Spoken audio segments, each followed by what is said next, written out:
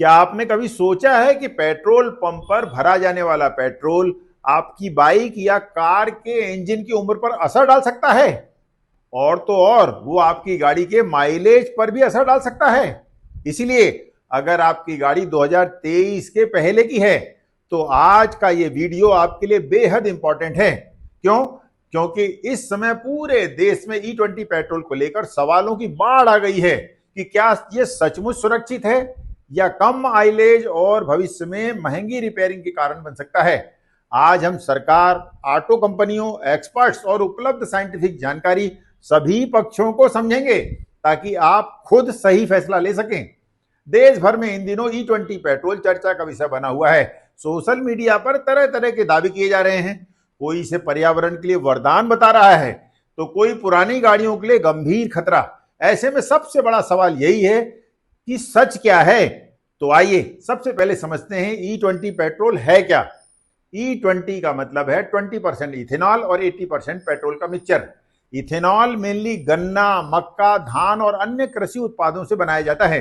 भारत सरकार का कहना है कि वाहनों में अल्कोहल ब्लेंडेड पेट्रोल का उपयोग करने से इंपोर्ट किए जाने वाले क्रूड ऑयल पर निर्भरता कम होगी, किसानों को अतिरिक्त बाजार मिलेगा और व्हीकल के फ्यूल से होने वाले कार्बन इमिशन में कमी आएगी।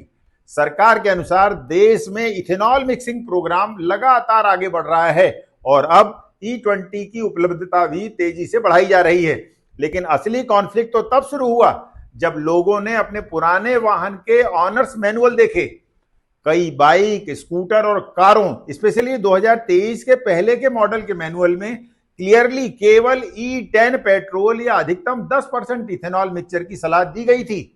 लेकिन अब वही कंपनियां कह रही हैं कि एक्सटेंसिव टेस्टिंग के बाद E20 पेट्रोल से पुराने पेट्रोल वाहनों में बड़े पैमाने पर कोई टेक्निकल प्रॉब्लम सामने नहीं आई और नॉर्मल सर्कमस्टेंसेस में अलग से रिट्रोफिटिंग की आवश्यकता नहीं है। बस यहीं से बहस और तेज हो गई। दिल्ली के पूर्व सीएम अरविंद केजरीवाल ने पब्लिकली 29 ऑटोमोबाइल कंपनियों से यह प्रश्न पूछा है कि यदि वाहन के लिए पहले E10 ब्लेंडेड पेट्रोल की सलाह दी गई थी तो अब वही वाहन E20 के लिए सुरक्षित कैसे बताया जा रहा है। उन्होंने कंपनियों से इस विषय में लिखित स्पष्टीकरण भी मांगा है। दूसरी ओर सरकार और कई वाहन निर्माता कंपनियों का कहना है कि विभिन्न टेस्टिंग और इवैल्यूएशन के आधार पर E20 के उपयोग को सुरक्षित माना गया है। हालांकि वे ये भी स्वीकार करते हैं कि इथेनॉल की एनर्जी इफिशियंसी पेट्रोल से थोड़ी कम होने के कारण माइलेज लगभग 4 से 6% तक घट सकता है। तो आइए अब बात करते हैं एक्सपर्ट्स की। कुछ ऑटोमोबाइल इंजीनियर्स और इंडिपेंडेंट एक्सपर्ट्स का कहना है कि इथेनॉल सामान्य पेट्रोल की तुलना में अधिक हाइग्रोस्कोपिक होता है, यानी यह एटमॉस्फेयर से नमी या मॉइस्चर को अधिक आकर्षित कर सकता है।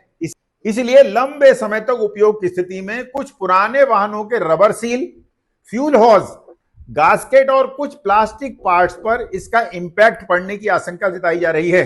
लेकिन यहां एक और इंपॉर्टेंट बात समझना जरूरी है, वो ये कि अब तक ऐसा कोई एक्सटेंसिव और कंक्लूसिव साइंटिफिक एविडेंस पब्लिकली उपलब्ध नहीं है जिससे यह कंक्लूजन निकाला जा सके कि 2023 के पहले के सभी वाहन E20 से निश्चित रूप से डैमेज हो जाएंगे या फिर ये कि इनसे किसी तरह का कोई नुकसान नहीं होगा। इनफैक्ट उपलब्ध जानकारी मिक्स्ड है और ब्लेंडेड पेट्रोल का इंपैक्ट वाहन के मॉडल, ईयर ऑफ मैन्युफैक्चरिंग, वाहन को कैसे यूज किया गया और उसमें यूज किए गए फ्यूल पर भी निर्भर कर सकता है। यही कारण है कि एक्सपर्ट्स किसी भी प्रकार की घबराहट फैलाने की बजाय व्हीकल स्पेसिफिक सलाह लेने की बात करते हैं। तो सवाल यह है कि यदि आपकी बाइक, स्कूटी या कार 2023 से पहले की है तो आपको क्या करना चाहिए। सबसे पहले अपने वाहन का ऑनर्स मैनुअल ध्यान से पढ़िए।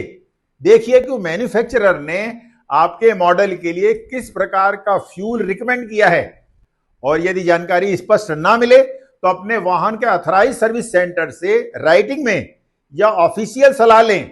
यदि आपकी गाड़ी बहुत पुरानी है और उसके फ्यूल सिस्टम में कभी रबर पाइप, सील या अन्य पार्ट्स बदले नहीं गए तो नियमित सर्विसिंग के दौरान उनकी जांच भी करवा सकते हैं।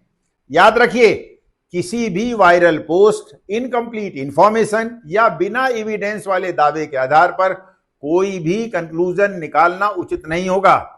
निश्चित ही E20 ब्लेंडेड पेट्रोल का उद्देश्य देश की ऊर्जा सुरक्षा, किसानों की आय और पर्यावरण को बेहतर बनाना है। लेकिन जब करोड़ों पुराने वाहन भी सड़कों पर चल रहे हों, तब लोगों के सवाल भी पूरी तरह जायज हैं।